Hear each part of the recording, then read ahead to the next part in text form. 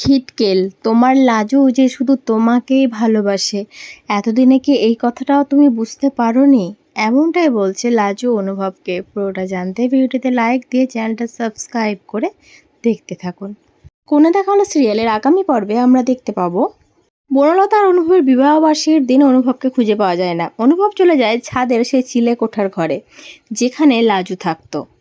সেখান থেকে সে লাজুকে ফোন করে। লাজু ফোনটা ধরে বলে, তুমি কোথায় খিটকেল?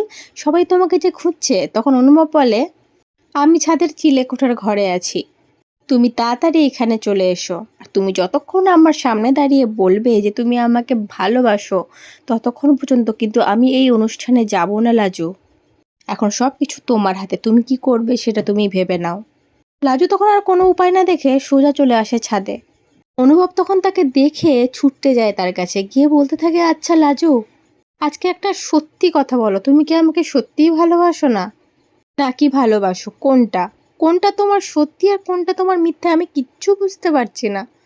তুমি এখনই আমার সামনে দাঁড়িয়ে এই সত্যি কথাটা বলবে যে তুমি আমাকেই ভালোবাসো। তুমি যদি না বলো তাহলে কিন্তু আমি এক্ষুনি নিজেকে শেষ করে দেবো লাজু।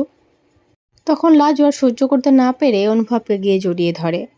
লাজুর মন তখন বারবার বলছিল, খিটকেল তুমি কেন বোঝো না, আমি শুধু তোমাকেই ভালোবাসি। আমার মনে তুমি ছাড়া আর অন্য কেউ নেই। এতদিনেও তুমি তোমার লাজুকে চিনতে পারলে না খিটকেল? সেই কথাটা আবার মুখে বলতে হবে বারবার করে যে আমি শুধু তোমাকেই ভালোবাসি? তো বন্ধুরা, লাজু কবে তার মনের কথাটা খিটকেলকে বলবে? অনুভব কবে জানতে পারবে যে লাজু শুধু তাকেই ভালোবাসে? এই ভালোবাসার টানাপোড়েন আর কতদিন চলবে?